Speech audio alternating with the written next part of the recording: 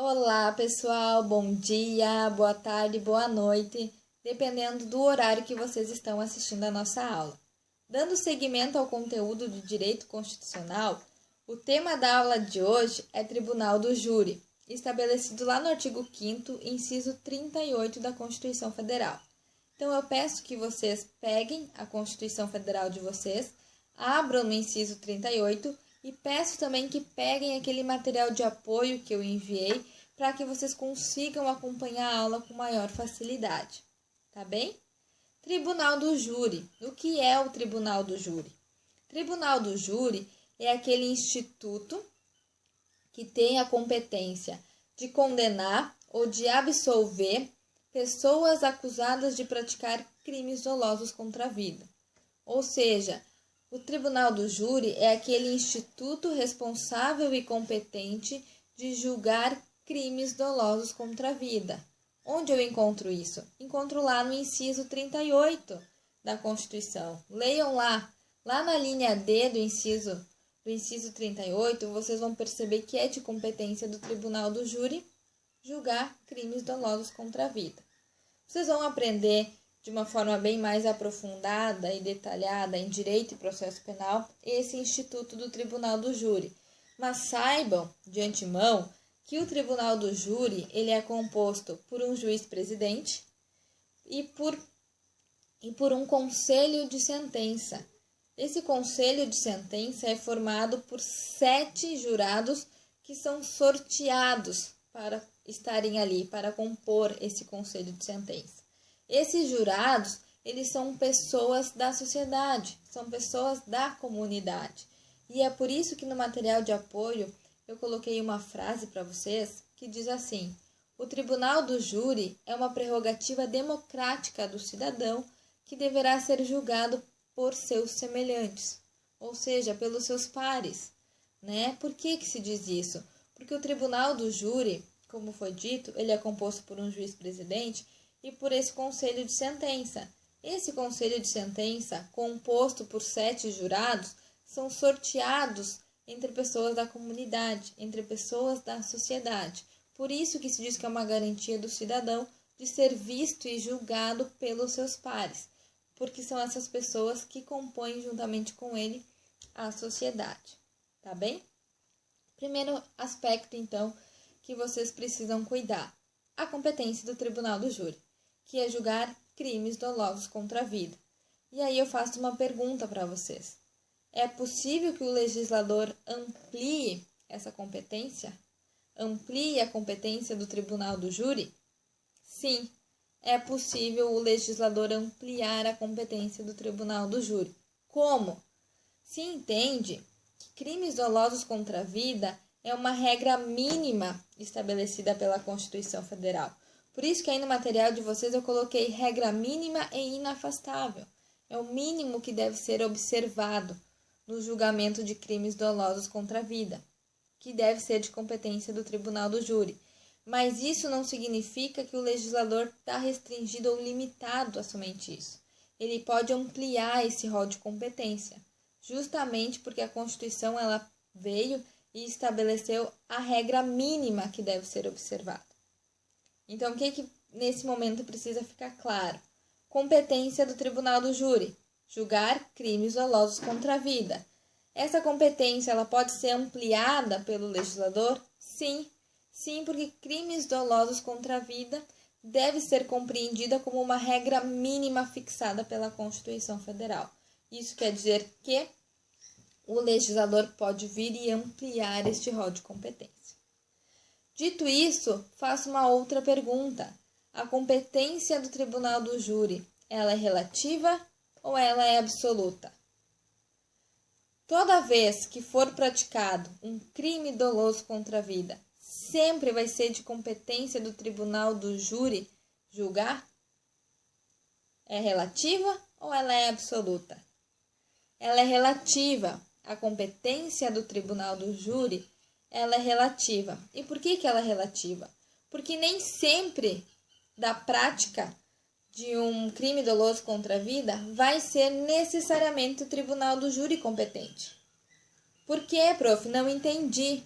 Porque a Constituição Federal, a própria Constituição Federal estabelece o que a gente conhece por prerrogativa de função. O que isso quer dizer? Que determinadas pessoas, em razão da função, do cargo que elas exercem, vão ser processadas e julgadas por instituições, por órgãos diferenciados. Eu coloquei no material alguns exemplos para vocês. Coloquei lá artigo 86. Vamos lá no artigo 86. O que o artigo 86 nos diz? Artigo 86. Ele vai nos dizer que o presidente da República, se acusado de infrações comuns, os crimes comuns, ele vai ser processado e julgado perante quem? Perante o STF, perante o Supremo Tribunal Federal. Isso quer dizer que, se o presidente da República comete, pratica ou é acusado de praticar um crime doloso contra a vida, que aí deve ser compreendido como uma infração comum, como um crime comum, ele não vai ser julgado pelo Tribunal do Júri, ele vai ser julgado pelo Supremo Tribunal Federal, que é uma prerrogativa de função que a própria Constituição Federal estabeleceu. Compreenderam? Por isso que ela não é absoluta. Porque nem sempre que houver a prática de um crime doloso contra a vida, vai ser de competência do Tribunal do Júri julgar. Porque determinadas pessoas, em razão do cargo que elas estão exercendo naquele momento, podem ser julgadas por órgãos, por institutos diferentes, que é o caso do presidente da República. Outro caso que eu coloquei para vocês, o caso dos deputados federais e dos senadores, está lá no artigo 53, parágrafo 1º. O que diz? Vão lá no artigo 53, parágrafo 1º. Abram lá, 53, parágrafo 1º. O que diz? Os deputados e senadores serão submetidos a julgamento perante o Supremo Tribunal Federal. Então, também, se deputados federais e senadores praticarem ou forem acusados de praticar crime doloso contra a vida, competência, Supremo Tribunal Federal. Ou seja, fica afastada a competência do Tribunal do Júri. Mais um exemplo, prefeito. Artigo 29, inciso 10. Prefeito é julgado por quem? Pelo Tribunal de Justiça do respectivo estado. Então, também a gente tem um afastamento da competência do Tribunal do Júri. E por isso digo mais uma vez, essa competência que a Constituição nos dá de Tribunal do Júri ser competente para julgar crimes dolosos contra a vida, ela não é absoluta, ela é relativa, porque a própria Constituição já estabelece prerrogativa de função, ou seja, algumas exceções a essa competência. Exceções que, em razão do cargo ocupado por essas pessoas, outros órgãos e instituições vão ser competentes para processar e julgar. Ficou claro? Então, a competência ela é relativa, ela não é absoluta. E aí vem uma pergunta bem importante. A Constituição estadual, a Constituição de um estado, ela pode prever prerrogativa de função? Ela pode afastar a competência do Tribunal do Júri e prever para determinadas pessoas prerrogativa de função? E aí a gente precisa de um cuidado na análise. O que a gente já sabe? Que o Estado ele tem o que a gente vai chamar de poder derivado. Vocês lembram do poder derivado? É aquele poder que está lá no artigo 18 da Constituição Federal. O que o artigo 18 vai trazer, né? O poder de auto-organização dos Estados. Que o Estado pode, em razão do poder constituinte derivado, estabelecer, elaborar a sua própria Constituição estadual. Esse poder derivado, poder constituinte derivado do Estado, dá essa competência de afastar o Tribunal do Júri e criar prerrogativas de funções, ou seja, criar exceções a essa regra para determinadas pessoas. Por que eu digo cuidado na análise? Porque a gente tem, num primeiro momento, dois princípios, que é o princípio da simetria e o princípio do paralelismo das formas. O que isso significa? Que toda vez que a Constituição Federal estabelecer prerrogativa de função de alcance federal, a Constituição estadual ela vai poder adaptar essa prerrogativa para âmbito estadual. e alcançar essa prerrogativa de função para essas pessoas que a Constituição Federal já estabelece em âmbito federal. Prof, não entendi nada. Vamos lá. A Constituição Federal, como a gente acabou de ver, estabelece prerrogativa de função ao presidente da República, significando que o presidente da República vai ser submetido a julgamento em infração penal comum perante o STF. O que a Constituição Estadual pode estabelecer? Prerrogativa de função ao governador do Estado, adaptando, portanto, ao âmbito estadual. Mais um exemplo, deputado federal.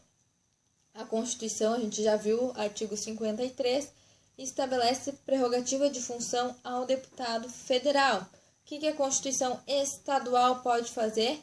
Estabelecer prerrogativa de função para o deputado estadual, adaptando, então, portanto, ao âmbito estadual. Mais um exemplo. Constituição Federal estabelece prerrogativa de função aos ministros de Estado.